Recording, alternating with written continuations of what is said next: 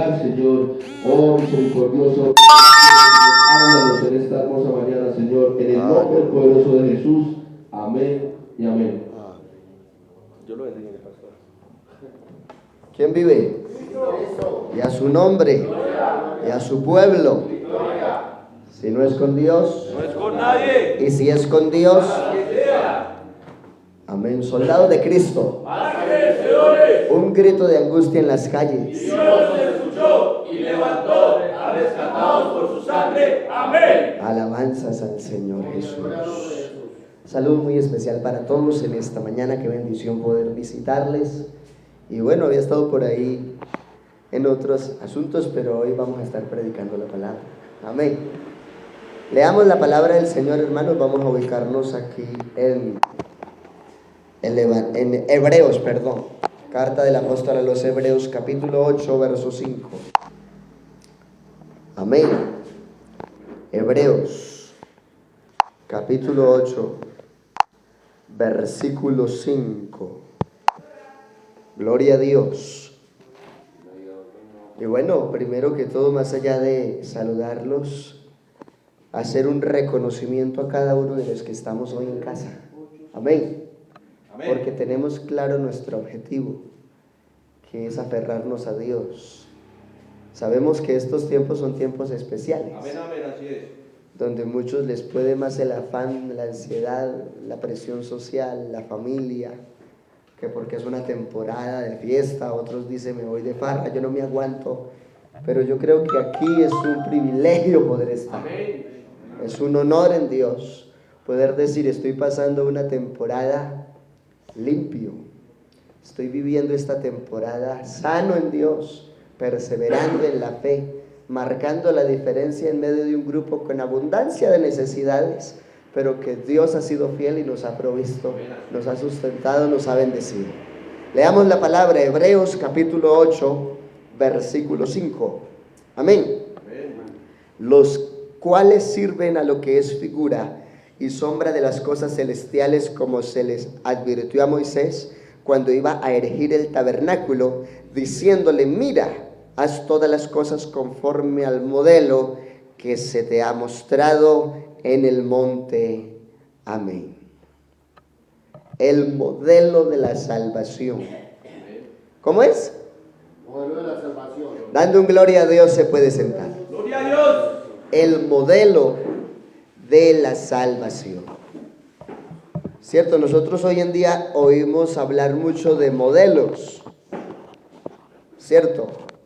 O de referentes. Entonces, si hablamos de vehículos y alguien lo va a comprar, lo primero que pregunta es, ¿y qué modelo es el carrito? ¿Qué modelo es la moto? ¿Sí? ¿O no? Si se requiere un trabajo especial en algo, entonces, ¿y qué perfil? ¿Cuál es el modelo? O sea, necesitan un perfil para hacer eso.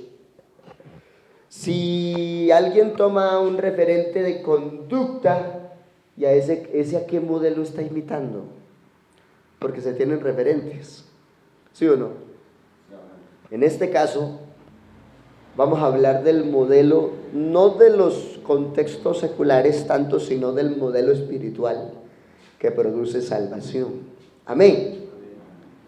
Y para ello vamos a hablar un poquito de los antecedentes que nos llevan a nosotros a tener una nueva vida y un nuevo nacimiento en este tiempo.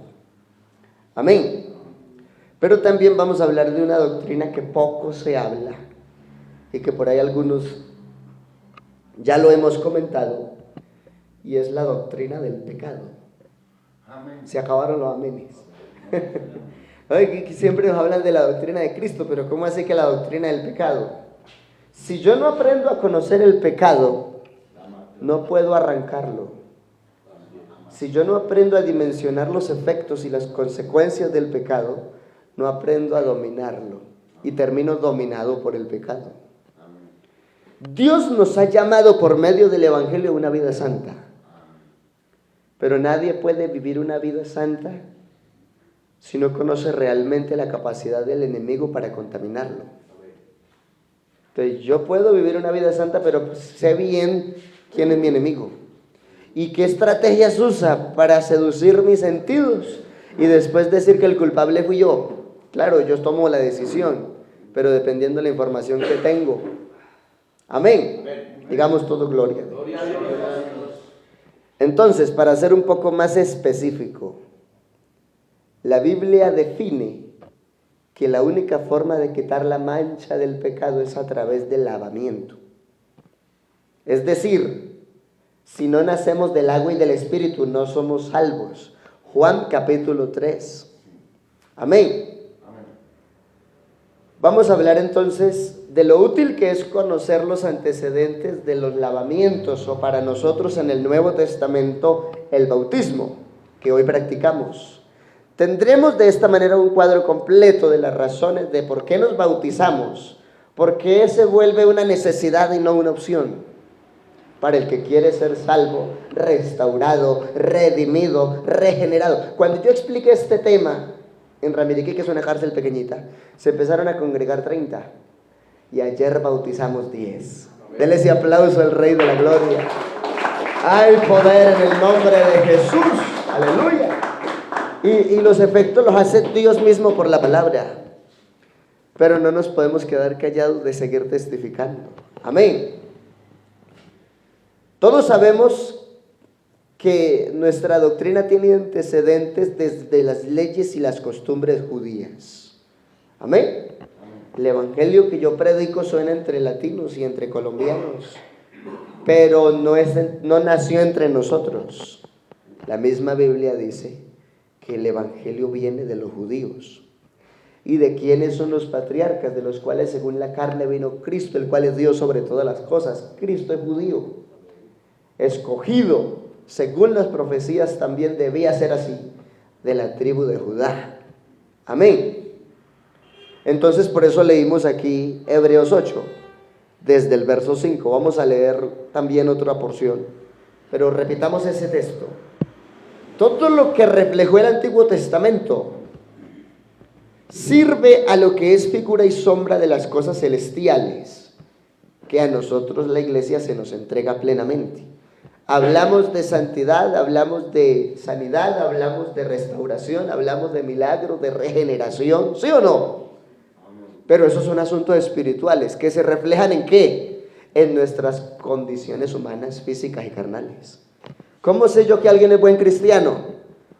Porque en lo físico se le nota, hasta en la forma de hablar se nota.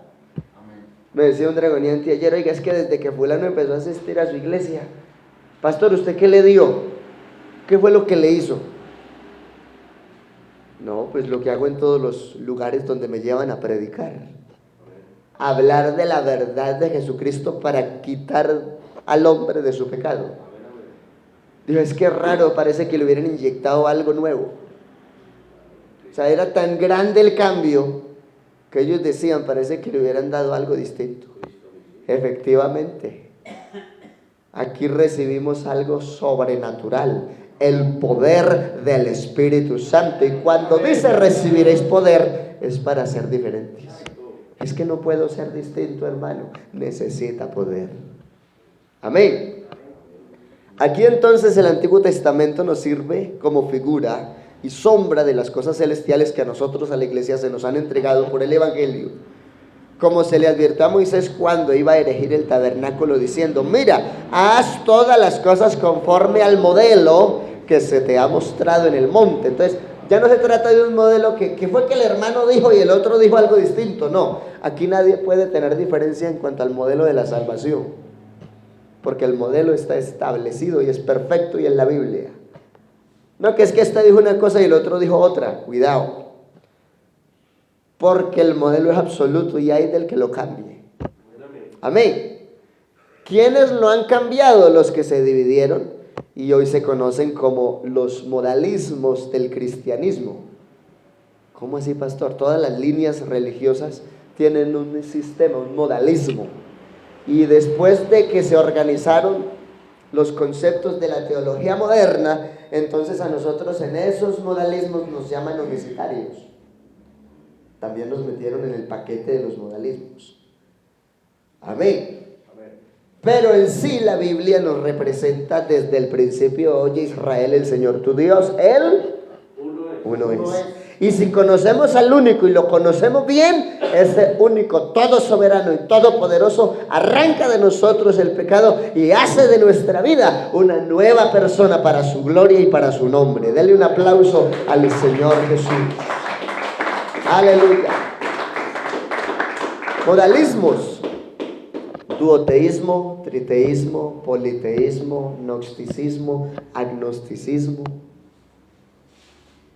panteísmo. Y ahí también entonces pusieron nuestra forma de predicar: unicitarismo.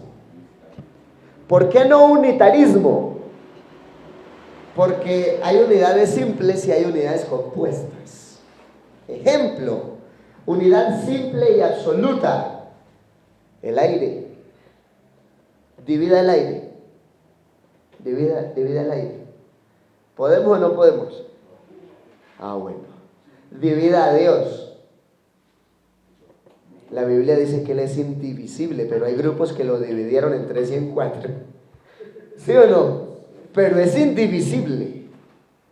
Al único y sabio Dios nuestro Salvador sea la gloria, el imperio y la potencia por los siglos de los siglos. Amén, dice la Biblia.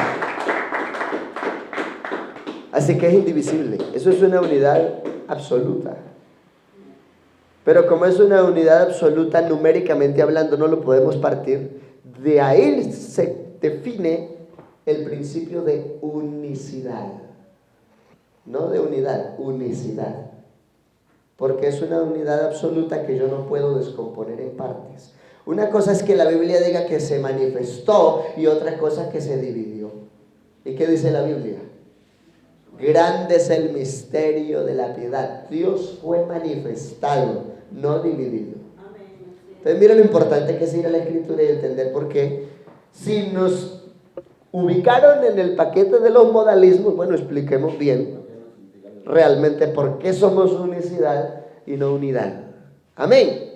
Porque Dios es indivisible en su naturaleza como Espíritu Santo. Y en sus atributos es incomparable y es insemejante. ¿Hay alguien que sea todopoderoso? Solo Él. ¿Hay alguien que sea omnisciente? Solo Él. ¿Hay alguien que sea omnipotente? Solo Él. ¿Hay alguien que es creador? Solo Él. Por lo tanto es unicidad, más allá de unidad. Porque la unidad compuesta es este aparato. Empecemos a nombrarle partes. Ok, una. Bueno, 2. 3. 4. 5, 6. Pero es uno. Sí, claro, es un aparato, pero se puede descomponer. Esa es la diferencia entre unidad y unicidad. La unidad, si hablamos de unidades compuestas, se pueden dividir, pero el Dios que usted y yo tenemos es indivisible, es absoluto, es soberano. A nadie se parece, al único. Dale ese aplauso al Señor Jesús. Aleluya, gloria a Dios. Así que nuestro modelo de vida cristiana es Él. ¿Sí o no? Vamos a ubicarnos en ese texto que habla de la medida. Gloria a Dios. ¿Quién vive? Y a su nombre. Gloria al Señor. Aquí hay un principio que quiero que miremos. Y quiero que nos ubiquemos por favor ahí en la Biblia. En Efesios 4:13. Ahí está el modelo al que debemos llegar. Para llegar a la plenitud de ese modelo que es Cristo, necesitamos el bautismo. Perdón, pastor, ¿4:13 o 4:13? Efesios 4:13. Hasta que todos lleguemos, oiga, todos. Todos. ¿La invitación es para cuántos? A todos. No es que fulano me perdió, pero no es que Dios me le haya hablado, no es que no lo haya invitado. Hay gente que ha estado en nuestras fundaciones, y hasta con familia de cristianos, y en medio de su necedad y su locura dicen que le sirven al diablo. Sí, Señor, así es, amén. Yo no entiendo. ¿Qué hacen nuestros hermanos cuando son temerosos al Señor y una persona sale con el cuento? Esta fundación es cristiana. Y si usted le sirve al diablo, ¿qué hace aquí? Sí, amén, así es. Estás orando. Es duro, suena cruel, pero es la verdad. Aquí el principio es Jesucristo. Y aquí dice hasta que todos lleguemos. Si alguien se divide de este principio, no puede estar aquí. Uy, hermano, usted está hablando muy duro, ¿no? Aquí estamos diciendo la verdad. No es menosprecio, es claridad. La invitación es para todos, pero si así mismo dice que sirve otra cosa, ¿cómo se va a quedar? Amén, así es. Hasta que todos, a ver, todos digamos gloria a Dios. Gloria a Dios. ¿Quién vive? Cristo. A su nombre, Gloria. a su pueblo. Gloria. Todos. Hasta que todos lleguemos a la unidad de la fe. La unidad de la fe. Claro, porque la fe tiene muchos componentes. Eso sí, es una unidad que tiene mucha forma de descomposición. Está la fe natural, con la que usted y yo nacemos. ¿Sí? Puede estar borracho y puede estar drogado y le pregunta si cree en Dios. Y así está en la crisis más horrible. ¿Qué pregunta es esa, pastor? Claro que yo creo en el Señor. Y se persiguen y todo. Sí, amén. Porque en sus tradiciones, esa es la forma natural de creer. Así es, amén. Entonces mire que la fe sí se puede descomponer. En cambio Dios no. Amén. La fe natural, la fe histórica. Por la fe, Noé se salvó con 8 personas y superó el diluvio. ¿Quién niega eso? Eso es histórico, no puede negar.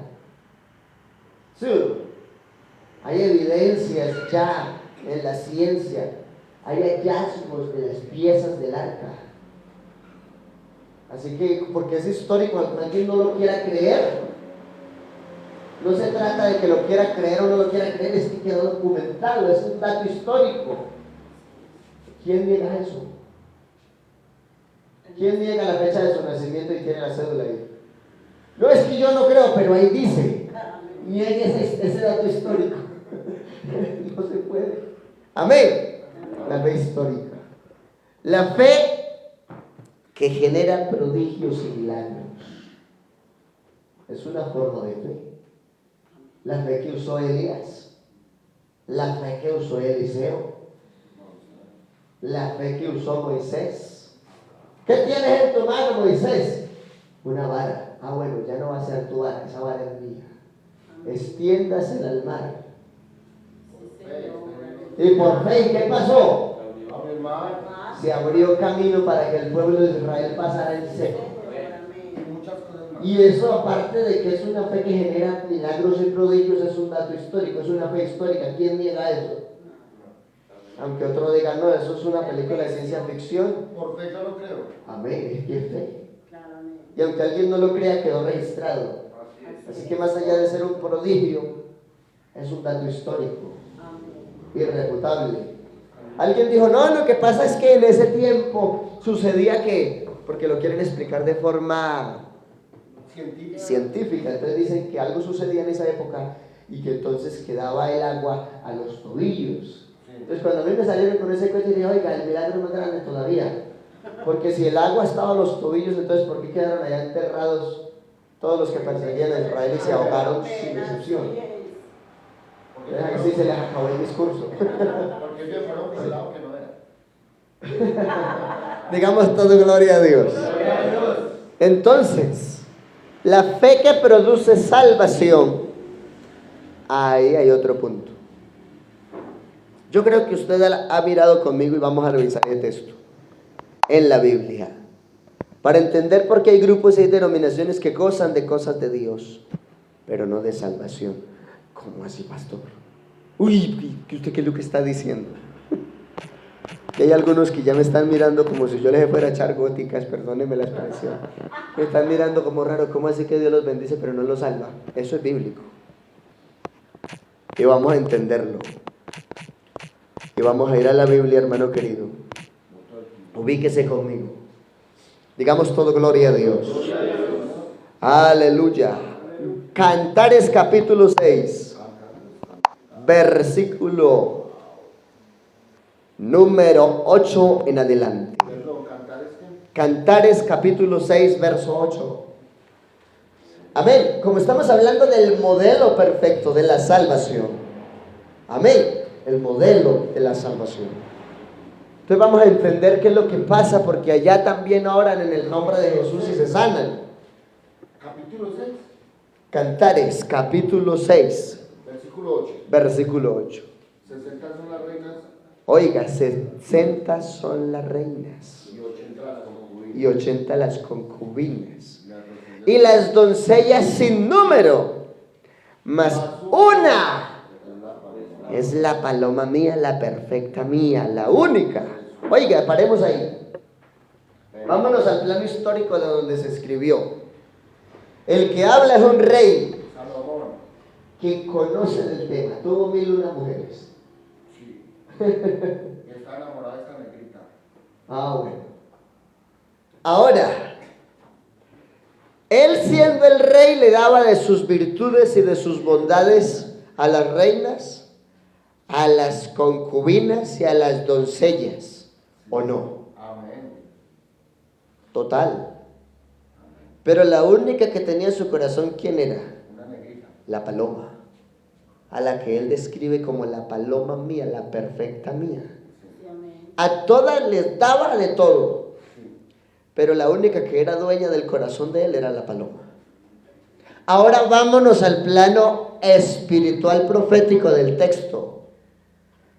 60 son las reinas, 80 las concubinas, las doncellas sin número.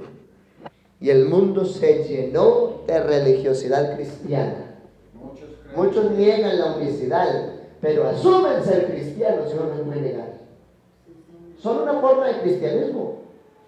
Usted mira los módulos del catolicismo y ellos se denominan cristianismo. Es una forma de cristianismo. Usted mira el adventismo y ellos se denominan denominación cristiana. Usted mira incluso el libro del Mormón y aunque tiene unos conceptos rarísimos, entran con esa filosofía de Cristo a la gente latina.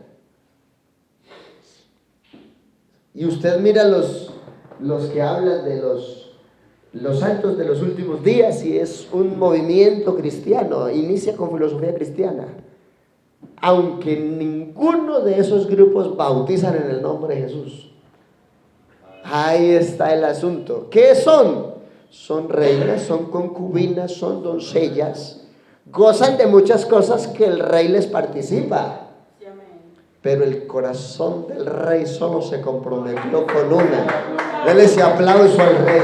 Y por eso la Biblia dice que es con aquellos que hemos sido llamados de su nombre. Alabanzas al Señor. Así que cuando habla de la iglesia no habla de razón social. No habla de denominaciones, sino de la naturaleza, de la doctrina. Y ahí nos define algo importante y es que somos llamados de su nombre. ¿Cuántos decimos gloria a Dios? ¿Quién vive? Aleluya. Un grito de angustia en las calles. Dios los escuchó y levantó a rescatados por su sangre. Amén. Dele ese aplauso fuerte al Rey de la Gloria. Aleluya, bendito el Señor Jesús. Isaías 43:7. Ahí está la clave del modelo de la salvación. La paloma se conoce porque es llamada por el nombre de su amado. Oiga, escriba eso. Estoy inspirado. La paloma se conoce, o la escogida se conoce porque tiene el nombre de su amado. Todos los llamados de mi nombre. Ah, bueno. Ya los he creado. Isaías 43:7. Ese es el modelo de la salvación. Pueden haber reinas, pueden haber concubinas y pueden haber doncellas. Pueden haber cientos de personas que se autodenominan cristianos, pero ninguno de ellos asumió ser llamado Jesús por bautismo.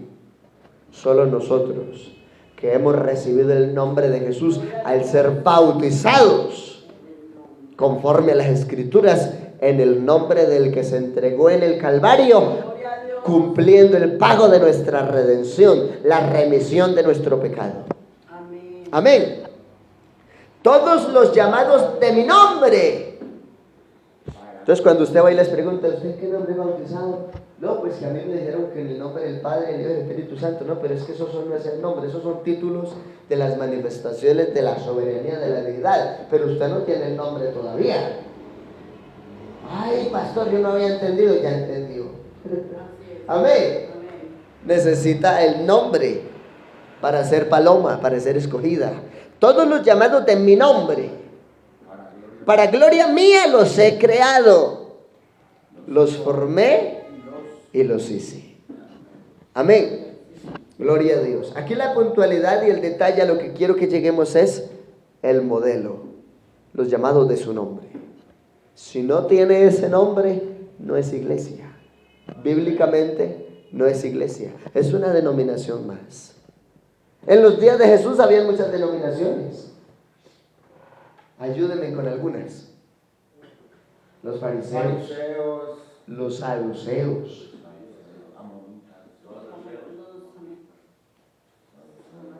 ¿quiénes más? Escribas y fariseos, que es una línea similar.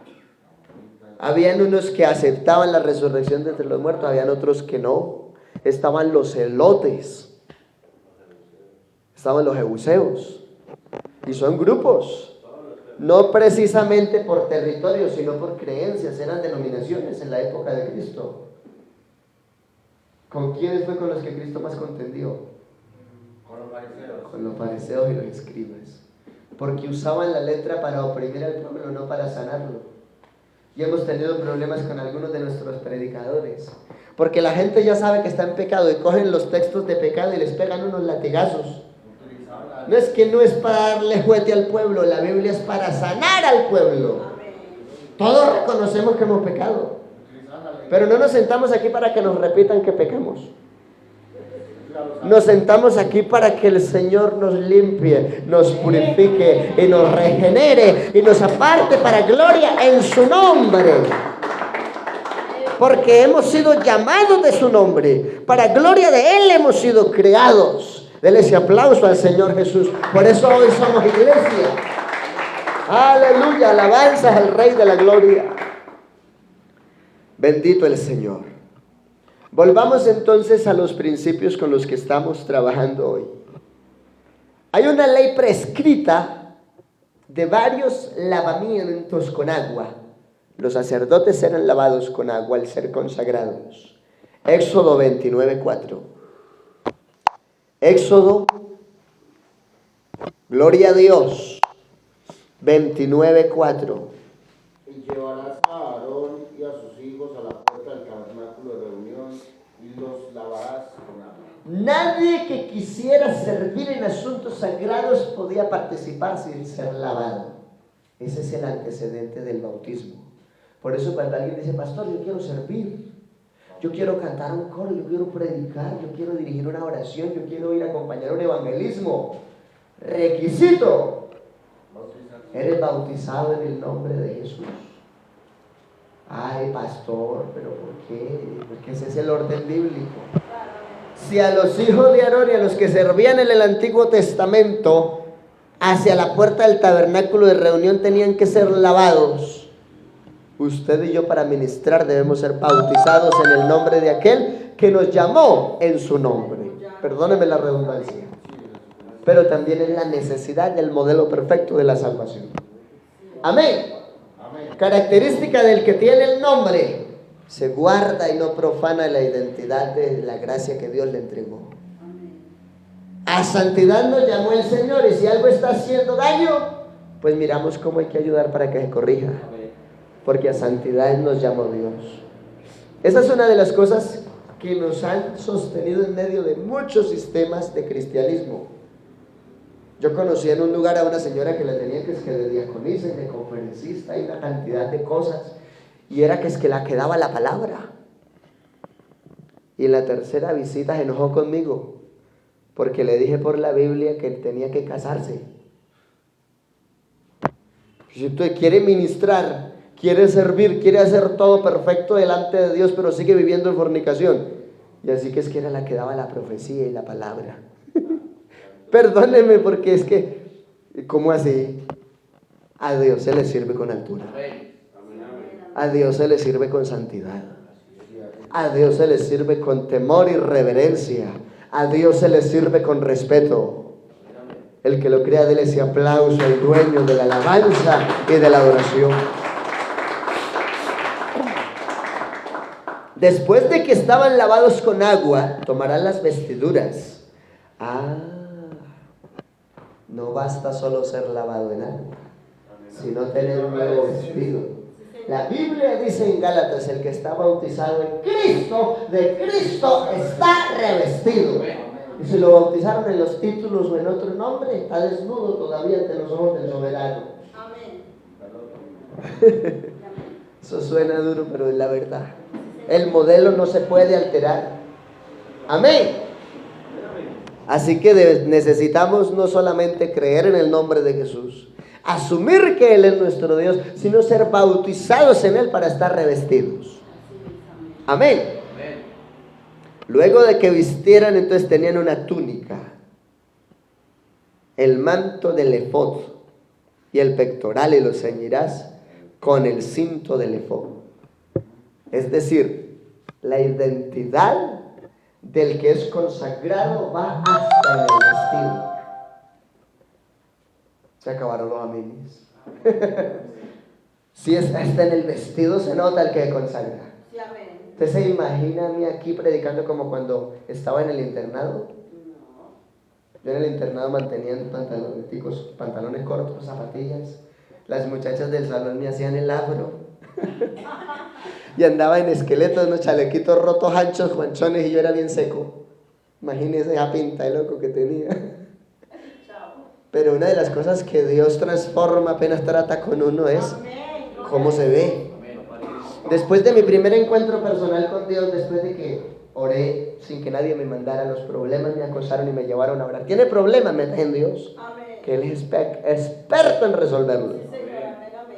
Y cuando yo me levanté de orar y de tener mi primera experiencia con Dios, me miré la pinta y sentí vergüenza por primera vez de cómo me veía. Bueno, porque después de que Dios empieza a lavar por dentro y a curar nuestra conciencia, no solo se genera en nosotros el deseo de nacer de nuevo y bautizarnos en agua, sino que ya nos miramos y sentimos la necesidad de reflejar a Cristo aún en cómo nos vemos. Y de una vez, adiós crespos, me quité el afro. Me quité un poco de pelo que tenía, que a mí me parecía muy... Oye, el enemigo lo consiente a uno en el pecado. Yo andando como un loco y las muchachas del salón que es que rodeándome y que no sé qué y qué tal, y venga, le hacemos el afro y cogían esos tenedores y dele. Y yo me senté que es que contento, qué vergüenza. Digamos gloria a Dios.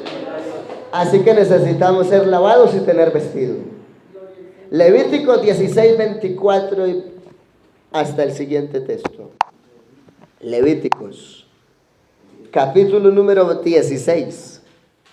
Lavará luego su cuerpo con agua en el lugar del santuario. Amén. Y después de ponerse sus vestidos saldrá y hará su holocausto y el holocausto del pueblo y hará la expiación por sí y por el pueblo. Bueno, hasta ahí. Aquí está hablando del modelo de la salvación desde el Antiguo Testamento. Y eso se refleja para nosotros en el Nuevo. Empecemos. Lavará su cuerpo, que es el bautismo. El bautismo es un lavamiento, totalmente. Amén. Que viene del griego baptizo, que significa sepultar bajo las aguas. Amén.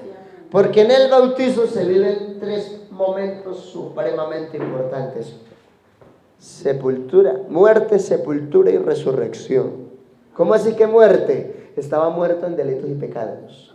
Y si he muerto al delito y al pecado, ¿cómo seguiré viviendo en él? Así que ese muerto necesita sepultura, el bautismo en agua. Y aparte de que es sepultado, es lavado. Amén. Y ahora sale del agua con una nueva conciencia. Dice la Biblia en la carta de Pedro, el bautismo que corresponde a esto sí nos da salvación, No quitando las inmundicias de la carne, sino como la aspiración de una buena conciencia hacia Dios. Y si tengo una buena conciencia en Dios, entonces tengo nueva vida. Porque conforme a mi pensamiento, tal es mi vida. Eso dice la Biblia también en los Proverbios. Tal es el pensamiento del hombre, así vive el hombre. ¿Qué tenés en la cabeza? Oiga, esto me puso bueno. Digamos gloria a Dios. Denle ese aplauso al Señor Jesús. Que la palabra de Dios abunde en su mente, en su corazón. Y así te vas a ver. Así te vas a ver. Estamos leyendo. Entonces, primero el lavamiento. Con agua en el lugar del santuario. Entonces, cuando vamos a la pila bautismal, o al río, o a la quebrada, ahí hay abundancia de aguas y ese lugar se convierte en un santuario. Por eso a esa ceremonia se le da altura, porque es un momento solemne bíblicamente. Después, ponerse sus vestidos. Y yo aquí traje una vez un módulo y hablé de los vestidos del cristiano. Un vestido en su comunicación. Oiga, habla diferente. Que esa es una de las batallas aquí en Rescatados. Porque venimos acostumbrados a que nos traten a los afuera. Y aquí vivimos en Cristo. Amén, gloria a Dios. Y eso nos toca tratarlo con nuevos y con antiguos. Porque hay antiguos que cuando se enojan se les sale el viejo hombre y la primera forma en lo que se nota es cómo hablan.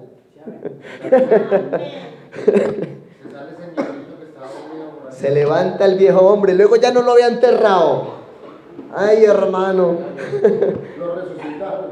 Hay que dejar ese muerto quieto. Amén. Que nuestro hablar se note en nuestro vestido, no solo en lo físico, sino también en nuestra comunicación. Amén. Un nuevo vestido moral. Ahora se guarda solo para su esposa. Hermano, no me he casado, pues guárdese para cuando se case. Uy, hermano, ¿qué es eso? Eso se llama santidad en Dios. Hermano, ¿y usted lo hizo? Claro, por eso, gracias a Dios, tengo autoridad para predicar esto. Me pude reservar, porque Dios trató conmigo siendo un muchachito de 12 años. Y a los 15 ya era predicador y dirigía un programa de radio. Y llegué puro al matrimonio. Hermano, pero usted quedó en el siglo pasado, gloria a Dios, que todavía hay gente que podemos vivir la Biblia y decir, es un honor vivir en Dios. Para otros, ser un hombre es tener muchas mujeres. Un verdadero hombre en Dios es el que se reserva para su esposa. Eso sí es un hombre. Y el resto es un poco sinvergüenzas. Ay, hermano, usted está hablando muy duro. Hermano, estamos hablando de santidad, yo estoy en Rescatados. Yo entiendo el contexto en el que estoy. Pero es que aquí se demanda santidad. Que somos nuevas criaturas. Y hablamos de un nuevo vestido moral. Aunque se me están acabando los amenes. Digamos todo, gloria a Dios. Nuevos vestidos. Y hará su holocausto. Sacrificio. Holocausto. ¿Qué es un holocausto? Es sacrificar. Ay, hermano, es que vivir el evangelio es duro. Claro, según la carne es imposible. Ni yo lo puedo llevar con mi propia fuerza. Por eso fue que dije, Señor, necesito el poder del Espíritu Santo. Y me lo dio antes de ser bautizado en agua. Recibí la unción del Espíritu Santo por primera vez hablando en lenguas en diciembre del 2003. Y ya hacia marzo del 2004 estaba siendo bautizado en agua en el nombre de Jesús. Pero es que Él ya me había dado la facultad por la unción para poder vivir diferente. Todavía hay gente que dice, es que ser santo es difícil, es imposible. Entonces, ¿para qué recibe el Espíritu Santo? No es para eso. Ay, hermano, será lo que a mí me hace falta para vivir la santidad, pídalo. La Biblia dice, si vosotros siendo malos sabéis dar buenas dádivas a vuestros hijos. Porque he visto hermanos que aquí se restauran y se vuelven canal de bendición para su familia. La Biblia dice, y si vosotros siendo malos sabéis dar buenas dádivas a vuestros hijos, ¿cuánto más dará el Señor el Espíritu Santo a los que se lo pidan? Así que Dios está dispuesto a darle el Espíritu Santo, pero depende de su consagración para recibirlo. Es que ese pastor como predica, si Dios le está demandando santidad para que reciba el Espíritu Santo, sométase a Dios y siga clamando. Amén. Amén. Hay que hacer holocausto, eso implica sacrificio. Pero no un sacrificio de para estar por allá en lamentos, en lágrimas, en amargura. Y dicen, no, es que desde que se volvió cristiano, mire cómo se lamenta y cómo esa cara de amargura. No, uno tiene que estar alegre. Hay momentos de holocausto, pero hay momentos de gozo. Sí, amén, amén. ¿O no? Hay momentos en los que uno en Dios se regocija. Y uno en Dios encuentra una familia preciosa. Amén. Yo comparto más con la iglesia que con mi familia de carne. Arranquemos que me la paso aquí. Comparto más con esta casa que con mi propia familia. En serio. Y uno se goza. No todo es un sacrificio, hermano, un holocausto, es muy duro. No, hay momentos de gozo, de alegría, de deleite, de disfrute en la coinonía de los santos en Dios. ¿Cómo así que de los santos en Dios? La Biblia llama santos a los que viven en Dios y a los que tienen el Espíritu de Dios. Claro, la santidad del pueblo es progresiva. Yo no puedo decir que soy santo de manera absoluta, pero sí puedo testificar que Dios ha santificado mi vida por medio de la unción de su Espíritu Santo. Y que puedo ir a muchos lugares y decirle a la gente, si quiere juzgarme, júzgueme. No, hermano, su testimonio en este pueblo es una bendición. Bonito eso. Ir a un lugar donde uno fue pastor con la frente en alto. Amén. Poder testificar. Amén. Digamos todos gloria a Dios. Entonces, holocausto por sí mismo y por el pueblo. Este era el oficio del sacerdote. Pero tiene relación con nosotros hacia el Nuevo Testamento. Cuando usted se ha sacrificado para vivir santidad en Dios, entonces puede ayudar al otro para que se santifique. Pero si usted anda con un mal testimonio y le demanda a otro santidad, ¿qué le va a decir? Usted ni lo vive. Amén, así es. Y cuando la gente no ve ejemplo, no se inspira, sino que encuentra una excusa para seguir pecando. Amén, amén. Bueno, si otro peca, yo no puedo usar eso como excusa. No es que el director la embarró, entonces ¿quién soy yo para no embarrarla? Eso es un pensamiento mediocre. Amén. Yo lo digo porque aquí hubo un hermano que en algún momento cometió un error y fue grave, sí. Pero que porque él cometió un error yo no voy a hacer lo mismo. Yo sigo amando a Cristo. Amén. Y con mi sacrificio hacia Dios, me sacrifico por los demás. Recuerdo que en su momento hasta le pagué el campamento. Y lo involucré y lo rodeé. Y cada que había oración en el altar, lo buscaba y le imponía las manos y lo abrazaba. Señor, glorifícate en él. Y me gozo de saber que hoy está sirviendo, se restauró, Dios se glorificó, sigue trabajando en Dios, sigue siendo un canal de bendición. Hacemos holocaustos por nosotros y luego con esa bendición de nuestra autoridad moral bendecimos al otro que está en el proceso de hacer su sacrificio para vivir santidad en Dios. Amén. ¿Quién vive? Y a su nombre. También es necesario reconocer en la Biblia que los inmundos del pueblo deberían ser lavados con agua como parte de su purificación. Levíticos 15:5. Levíticos 15:5. La Biblia dice, y cualquiera que tocare su cama, lavará sus vestidos. Oiga, hermano, esto es un asunto moral que en el Antiguo Testamento tiene mucho peso. Mire que la cama del enfermo quedaba inmunda. Y si yo iba a atender la cama del enfermo, tenía que lavar mi cuerpo también. ¿Me está entendiendo en la dimensión moral que Dios le da a esto?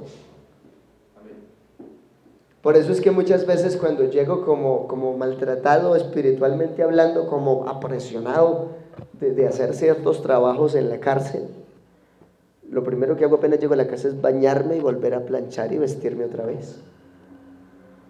Porque estaba ministrando, pero estaba en medio de contextos difíciles. Yo tengo que llegar a purificarme para atender mi casa.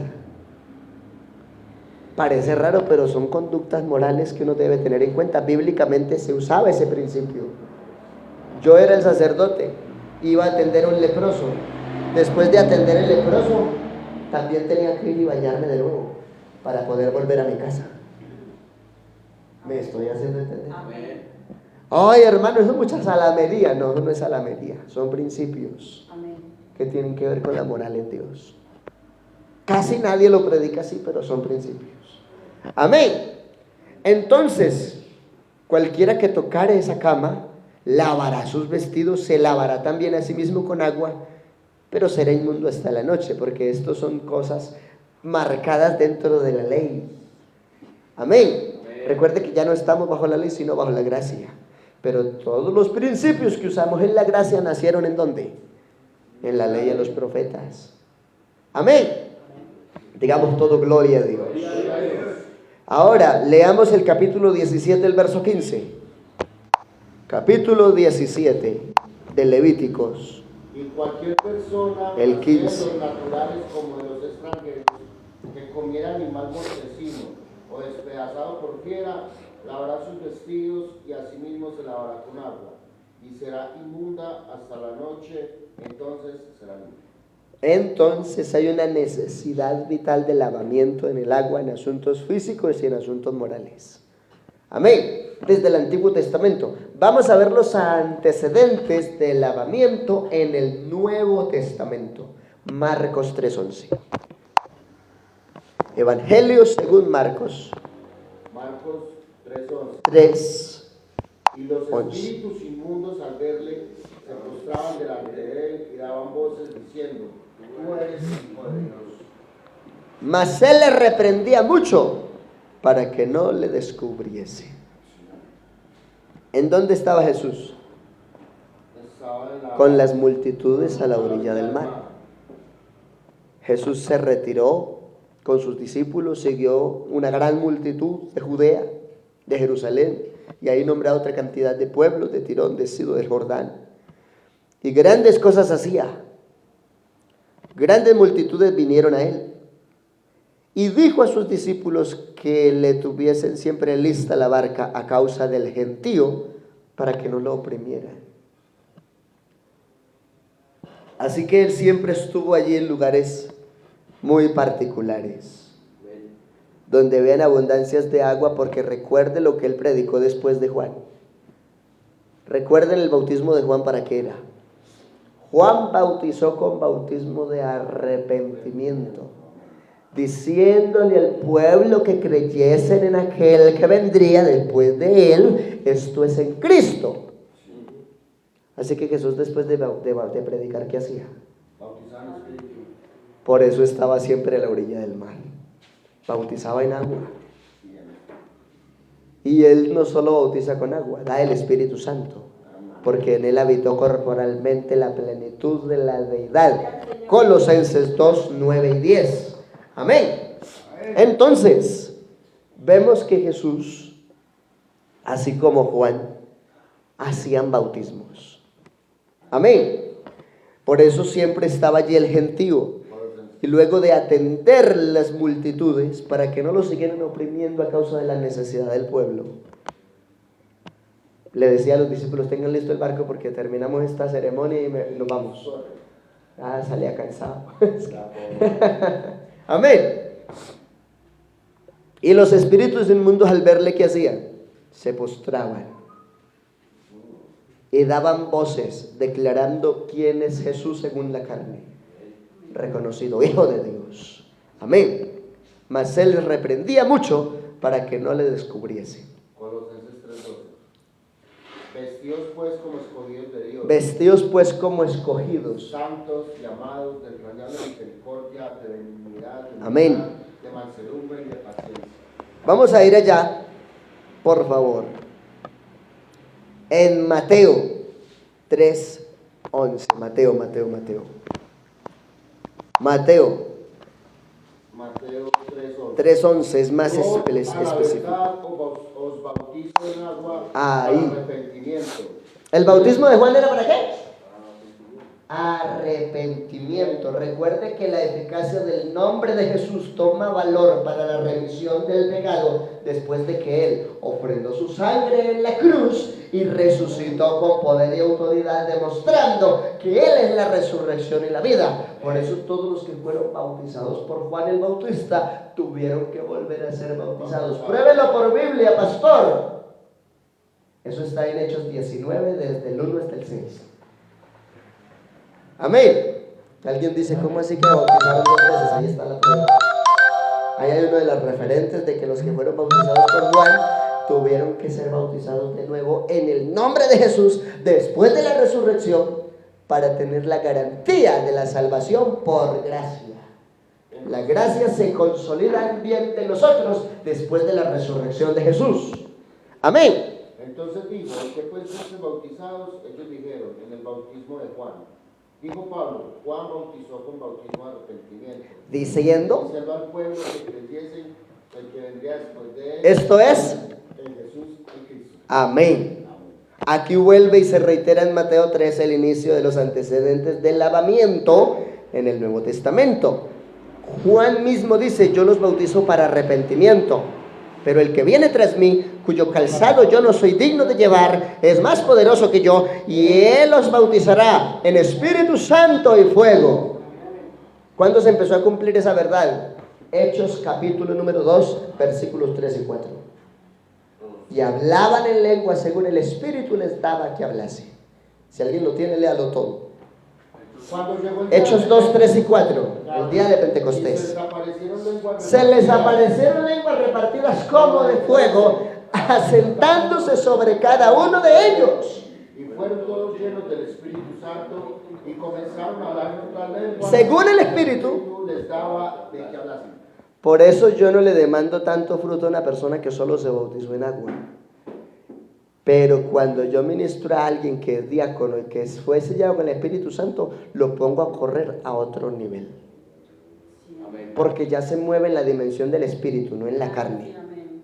Así que, por eso es que algunos diáconos cuando son directos míos dicen, uy, una cosa es tenerlo de invitado y otra cosa es tenerlo de pastor. Créanme, vea, yo aprendí algo y no soy un pastor muy antiguo, pero aprendí algo. El mejor pastor para la iglesia, el que fue invitado como predicador, el que vino de visita o el que ya se fue.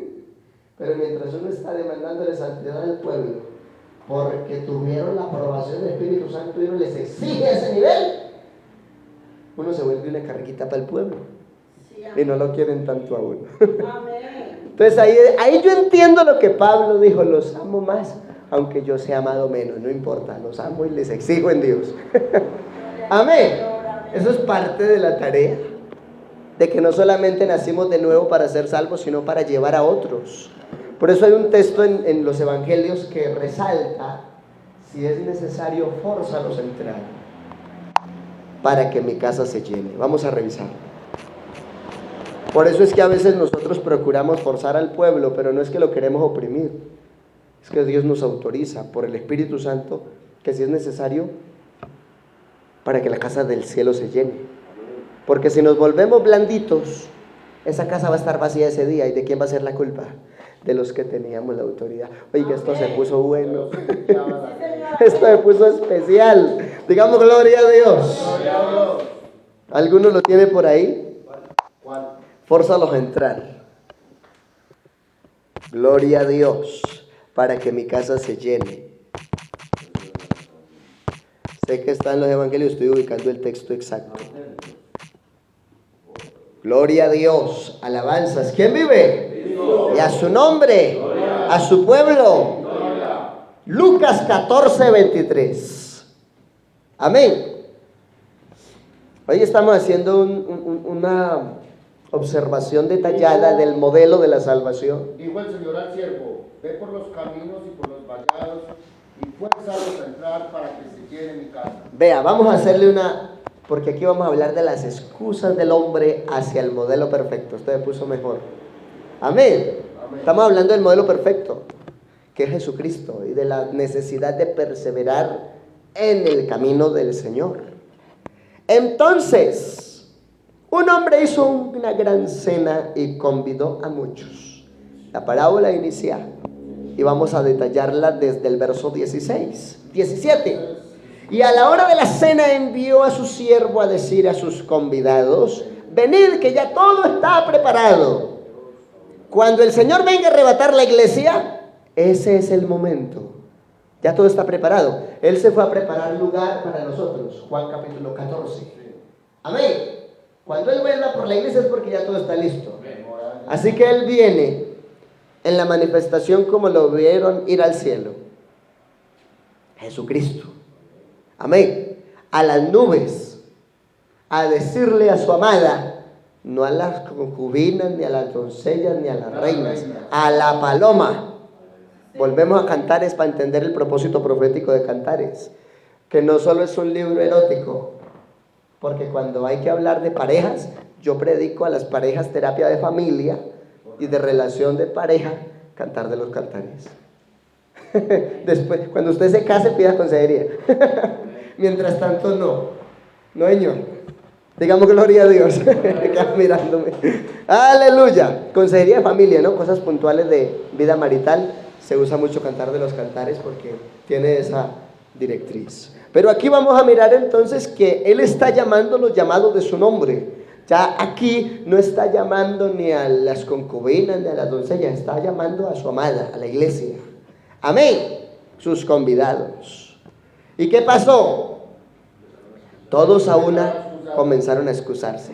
Y es el tiempo que estamos viviendo. O sea, el llamado Dios lo hace a través de la iglesia para que la gente se salve. Amén. Porque la iglesia termina el ciclo de gracia. Cuando la persona se muere, ya no tiene gracia, ya no tiene oportunidad. O cuando el Señor arrebate la iglesia, se acabó la gracia. Amén.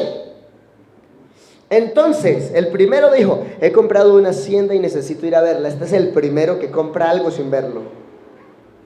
Oye, es que cuando uno analiza la Biblia, mire que las excusas de la gente de ayer son las mismas de hoy en día. Sale con unas cosas que uno dice, vean lo que hicieron.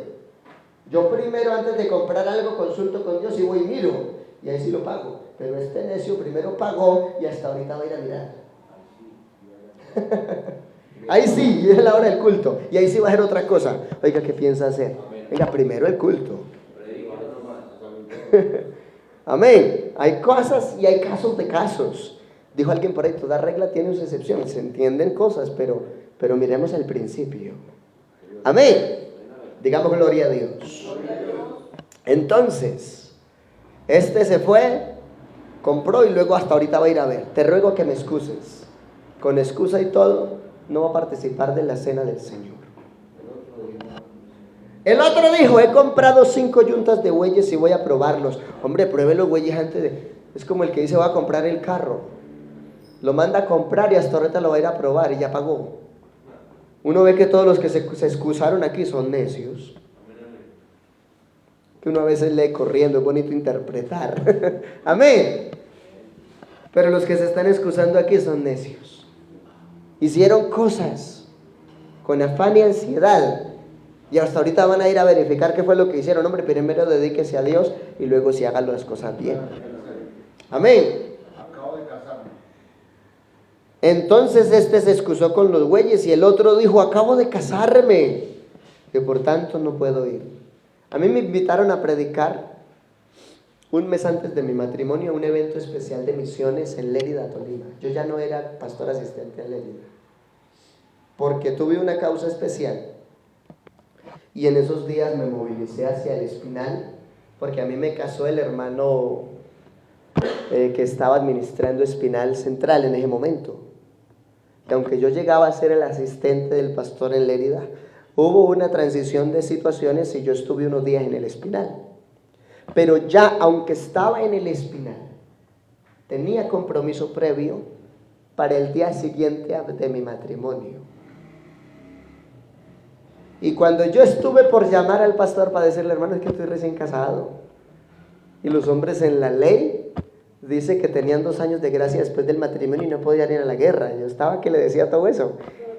Y cuando encontré la regla del Nuevo Testamento, dije, quieto en primera. Frené en seco, hermano. Que ya iba a ser lo que dijo el otro ahí. Acabo de casarme, por tanto no puedo ir, no esperé. Espere que esto es el Nuevo Testamento, no el Antiguo. Y la iglesia se rige por el Nuevo, aunque el Antiguo es sombra de lo que había de venir, ya lo leímos en Hebreos. Amén. Gloria a Dios. Acabo de casarme, por tanto no puedo ir. Con excusa y todo, si no se presenta después de casarse, se pierde.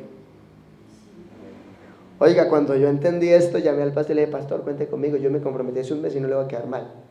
Hasta mi esposa quedó mirándome, lea, interprete. Voy a predicar.